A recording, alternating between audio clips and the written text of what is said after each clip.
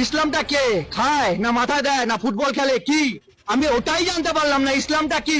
ইসলামকে জিজ্ঞাসা করছি, ইসলামটা কি তোমরাই বলো। এসেছিল পৃথিবীতে কিভাবে, তারপরে রূপ সাজ গোজ দিয়ে একটা ধর্ম যেটা মানুষের দ্বারা সৃষ্টি আবার মানুষকেই শেষ করছে, যার পূর্বপুরুষ হিন্দু। আমরা ইসলাম মুক্ত ভারতবর্ষ করতে চাই। আমাদের আজকে ইসলাম মুক্ত ভারত আমাদের দরকার। ইসলাম মুক্ত না করলে আমাদের মা বোনদের বাঁচানো যাবে না, সনাতনী ভাই বোনদের বাঁচানো যাবে না, মঠ মন্দির বাঁচানো যাবে না, দেবতার পুজো করতে পারবো না। আর এ তো সামান্য ব্যাপার। ৭০ দাপরে শয়তান বিনাশ হয়েছে, কলিতে বিনাশ হবে। কলিতে কারা বিনাশ করবে? সাধু সন্ত। সাধু সন্ত বিনাশ করবে, বিনাশকারী সামনে চলে এসছে, ওদের সময় হয়ে এসছে। মমতা ব্যানার্জি হুঁশিয়ার। গোটা ভারতবর্ষে কয়েক কোটি নাগা সন্ন্যাসী আছে, যেটা আমরা মুঘলের সঙ্গে লড়াই করেছিলাম। সারা বিশ্ব বলছে ইসলাম মুক্ত ভারত। যে ভারত সারা বিশ্বকে পথ দেখাচ্ছে, সেই ভারতকে রক্ষা করতে সারা বিশ্ব দাঁড়িয়ে গেছে। এরপরে বন্ধুরা, হিন্দুরা জাগো, কেন ইসলাম মুক্ত ভারত বিশ্ব চাইছে? ১৪০০ বছর আগে ইসলাম তৈরি হয়েছে, ১৪৫০ বছর আগে, ১৪০০ বছর আগে ইসলাম পাড়ি দিয়েছে। আমাদের দরকার জিহাদ মুক্ত ভারত, শুধু ভারত না, জিহাদ মুক্ত বিশ্ব। যে জিহাদবাদ বলছে যে মুসলমান ছাড়া কেউ থাকবে না, মুসলমানকে কেটে দাও, আর মুসলমান হয়েও শান্তি নেই। এই তুই শিয়া, তাহলে তোকে কাটবো। এই তুই সুন্নি, তাহলে তোকে কাটবো। তুই আহমদিয়া, তুই বারেলভি, তুই সালাফি, তুই ওয়াহাবি, তুই ইসমাইলি, কাটবো। এই চিন্তাটা মৃত্যু দরকার। এগুলো সব উপধর্ম, ছলধর্ম। আজকে ছলধর্ম করে আজকে ভারতবর্ষটাকে শেষ করার চেষ্টা করছে। ইসলাম ধর্ম ত্যাগ করে মুক্ত করে আমাদের সনাতন ধর্মাবলম্বী হওয়া উচিত, যাতে এই যে হিন্দু জাতি বা সনাতন ধর্মের উপরে যাতে অত্যাচার অনাচার যাতে না হয় সেই প্রতিকার করা উচিত। একজন সাধু বলছিলেন ইসলাম মুক্ত হওয়া প্রয়োজন। ইসলাম মুক্ত কেন? ইসলাম হচ্ছে মানবিকতার শত্রু। টেররিজমটাকে বাঁচিয়ে রাখার ইকুয়াল টু করলে মনে হয় ইসলাম। মনে হয় কি এখন ছবি পরিষ্কার করে দিয়েছে ইসলামই, যে যেখানে টেররিজম, যেখানে মার্ডার, যেখানে যা কিছু XYZ সংবিধানের বিরুদ্ধে, সেটাই ইসলাম। ভারতবর্ষ কোনোদিন ইসলাম ছিল না, ইসলামের শাসনও ছিল না, কেউ ছিল না। কারণ আমরা যদি দেখি ভারতবর্ষের ইতিহাস, সেখানে ছিল শুধু সনাতন ধর্ম। আমরা হিন্দুরা বুঝিনি, যার জন্য আজকে এপারে 35% হয়ে গেছে 6% থেকে।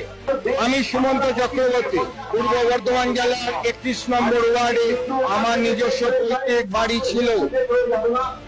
আজ আমি 2018 সাল থেকে সেই পৈতৃক বাড়ি থেকে জেহাদি মুসলমানদের অত্যাচারে এক প্রকার তাদের ফতোয়ার জন্য সেই নিজস্ব পৈতৃক বাড়িতে 2018 সাল থেকে ঢুকতে পারছি না।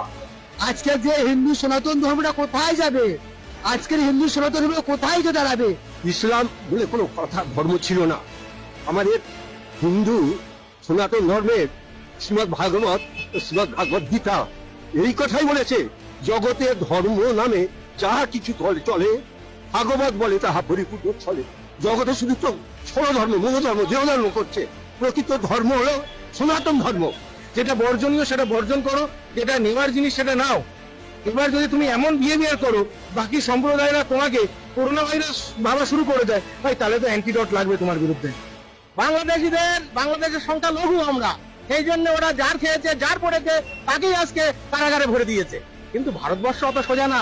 ভারতবর্ষ দিদিমণির ভারতবর্ষ না, ভারতবর্ষ সাধু সম্প্রদায়ের ভারতবর্ষ, ভারতবর্ষ ক্ষুদিরামের ভারতবর্ষ, ভারতবর্ষ আমাদের নেতাজির ভারতবর্ষ। সুতরাং দিদিমণি যতই নাচুক ঢাকের তালে তালে পশ্চিমবাংলাকে মুসলমান করতে পারবেন না। আজকে যখন সনাতন মা মাটিদের মানুষের অত্যাচার হচ্ছে, তাদের শাড়ি খুলে তাদের নির্যাতন করতেছে। আজকে সন্দেশখালী কি হয়েছিল? আজকে সন্দেশখালী মা মাটির মানুষদের আজকে তাদেরকে নিয়ে ক্লাব ঘরের ভেতরে নির্যাতন করে তাদেরকে কেটে ফেলে ছুঁয়ে আসতেছে।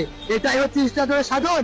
আর ওয়েস্ট বেঙ্গলে আমি জোরভাবে বলছি, এই মুখ্যমন্ত্রী মমতা ব্যানার্জি তিনি হচ্ছেন এর পূর্ণ মদত দিচ্ছেন।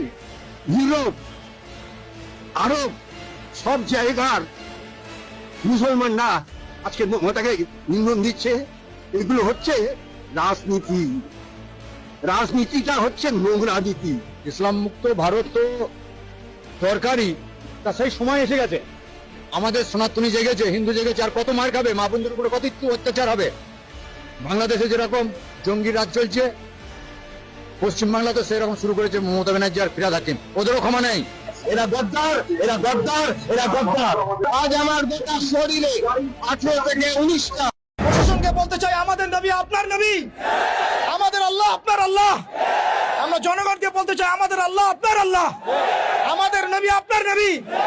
এটা কোনো সাম্প্রদায়িক আন্দোলন নয়, এটা কোনো সাম্প্রদায়িক আন্দোলন নয়, এটা একটা জাতীয় আন্দোলন।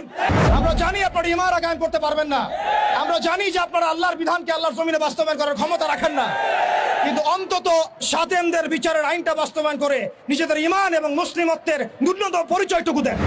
আমরা তাগুতি সিস্টেমের কাছে আবদার করতে আসি নাই, বরং আমরা অধিকার পেশ করতে এসেছি। এটা আমাদের কোনো দাবি না, বরং মৌলিক অধিকার। আমরা আমাদের মৌলিক অধিকার পেশ করতে এসেছি। আমরা এখানে বিগত জুমায় রাখাল রাহা এবং তার দোষরদের ব্যাপারে ব্যবস্থা নেওয়ার জন্য এখানে এসেছিলাম, এই দাবি উত্থাপন করার জন্য এসেছিলাম, কিন্তু আমরা এর কোনো বাস্তব প্রতিফলন দেখি নাই।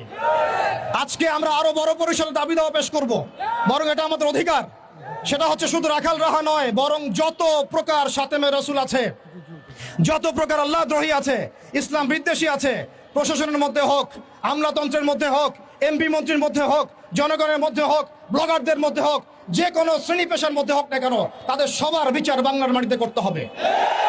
এখানে আমরা শুধু একজন রাখাল রাহার বিপক্ষে কথা বলতে আসি নাই, আমরা রাখাল রাহার যত রকম দোষর আছে, তাবেদার আছে, সবার বিরুদ্ধে আমাদের অবস্থান স্পষ্ট করতে এসেছি। দ্বিতীয় কথা হচ্ছে এই সিস্টেম প্রণয়ন করতে হবে এমন ভাবে যাতে আন্তর্জাতিক বিচার ব্যবস্থাকে পর্যালোচনা করে এমন একটা ব্লাসফেমি আইন বাংলাদেশে প্রণয়ন করা হয়, যাতে এই বিষয়গুলোর বিচার তো হয়, ইন ফিউচার ভবিষ্যতে বাংলাদেশের মাটিতে কেউ আল্লাহ এবং তার রাসূলকে কটূক্তি করার সাহস না পায়।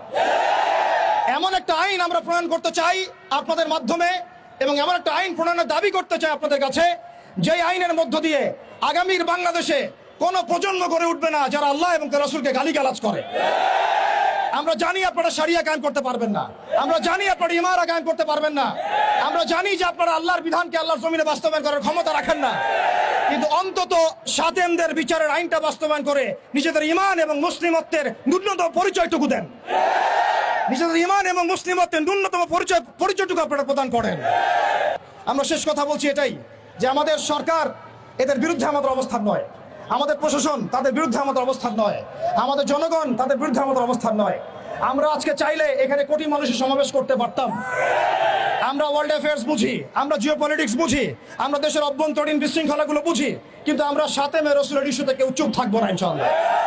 যতদিন পর্যন্ত আপনারা এটা বাস্তবায়ন করবেন না, ততদিন পর্যন্ত বাংলার তাওহীদি জনতা ঘরে কখনোই চুপ করে বসে থাকবে না। অতএব আমরা সরকারকে অনুরোধ করতে চাই, আমাদের নবী আপনার নবী, আমাদের আল্লাহ আপনার আল্লাহ। প্রশাসনকে বলতে চাই আমাদের নবী আপনার নবী, আমাদের আল্লাহ আপনার আল্লাহ। আমরা জনগণকে বলতে চাই আমাদের আল্লাহ আপনার আল্লাহ, আমাদের নবী আপনার নবী। এটা কোনো সাম্প্রদায়িক আন্দোলন নয়, এটা কোনো সাম্প্রদায়িক আন্দোলন নয়, এটা একটা জাতীয় আন্দোলন, এটা একটা জাতীয় আন্দোলন। মান সাব্বা নবিয়ান ফাকতুলু, মান সাব্বা নবিয়ান, মান সাব্বা নবিয়ান। ওয়া আখিরু দাওয়ানা আনিল হামদুলিল্লাহি রাব্বিল আলামিন।